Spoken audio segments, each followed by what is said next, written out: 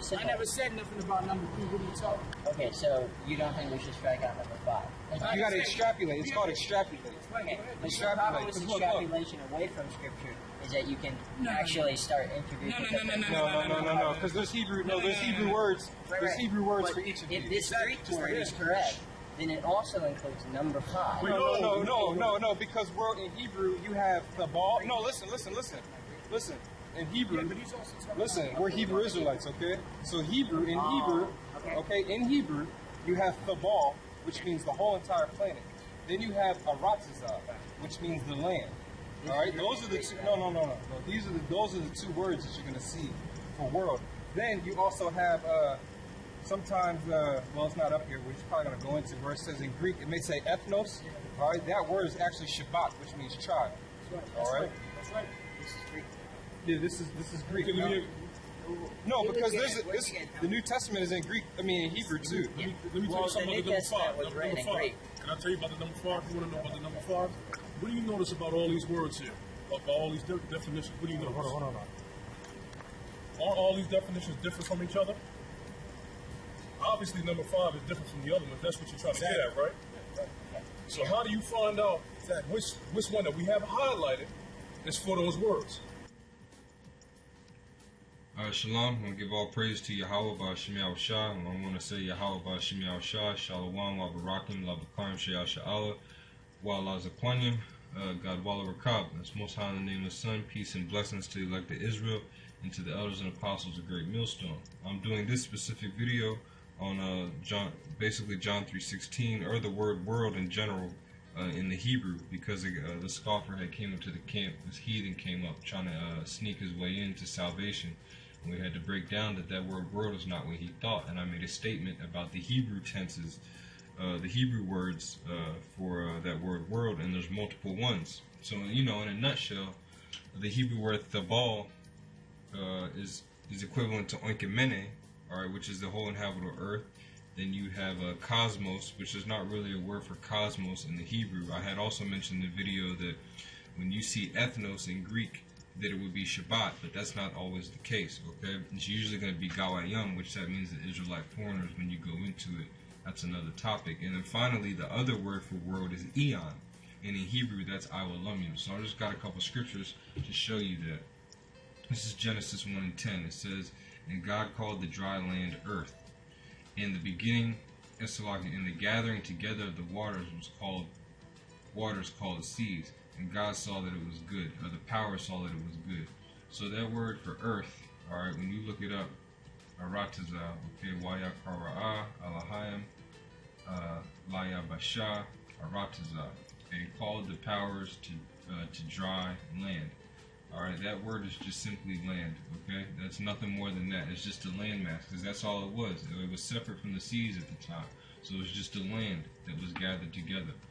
Okay. Then that's aratizah. Now you have in Psalms 89 it says, the heavens are thine, the earth also is thine. As for the world and the fullness thereof, thou hast founded them. So that word for world is thabal, tha, ba, and la, and there's a connector between ba and la.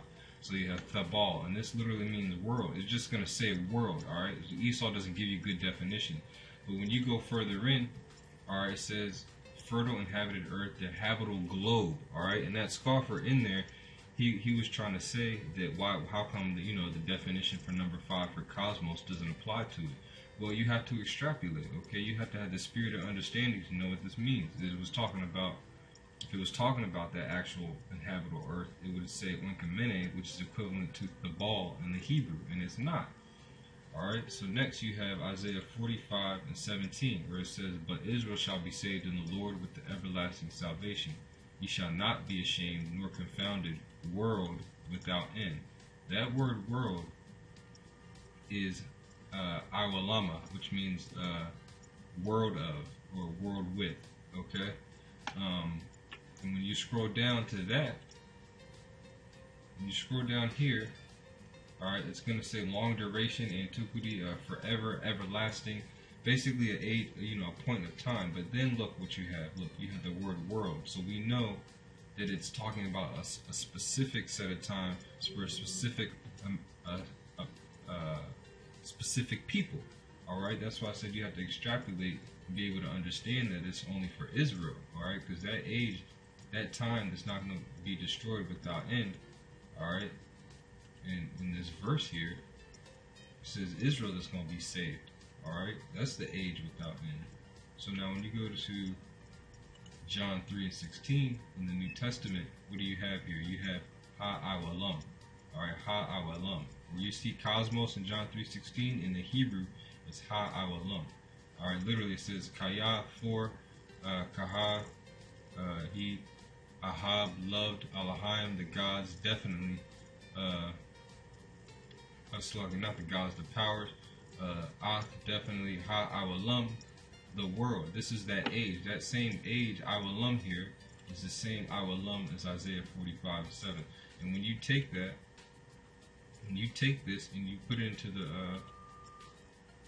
the translator here on Google, which is going to come up. It's going to say world. So we know that this world and this world is the same. All right. And then here in John 3:16 for this word cosmos, when you look it up, see, this is how you extrapolate and figure out what this thing means. When you scroll down, this is the one that applies. This is how you know this is the one that it applies to. All right, an aggregate or general collection of particulars of any sort. So I just wanted to bring that info out, you know, because you do have different words for the word world. Okay, and in the New Testament, in the Hebrew, you know, now you have more ammo. If someone says, well, what is it in Hebrew? Well, it's awalam, and it's talking about this. It's the same awalam in Isaiah 45:7. Salak is 17. Okay, which means basically this is going to be this. It's going to say the same thing. Okay, a long duration, forever, perpetual, evermore, an ancient time. This is going to be that same ancient time, that salvation that always came to the nation of Israel is going to come again. All right, and that's why who Yahweh Shah died for, only for, specifically HADABAR and Yasha Allah. So with that, we say all praise to Yahweh Shem Yahweh Shah, and Shalom till next time. Simple. I never said nothing about number 3. What are you talking about? Okay, so you don't think we should strike out number 5? You got to extrapolate. It's called extrapolate. Okay. The Extrapolate. problem with extrapolation away from Scripture is that you can actually start introducing. No. Because there's Hebrew. No, there's Hebrew words. There's Hebrew words But for each of if these. this Greek word is correct, then it also includes number 5. No. Because we're in Hebrew, you have THABAL. No, listen. In Hebrew, listen, we're Hebrew Israelites, okay? So Hebrew, in Hebrew, you have THABAL, which means the whole entire planet. Then you have Aratazah, which means the land. All right, those are the two.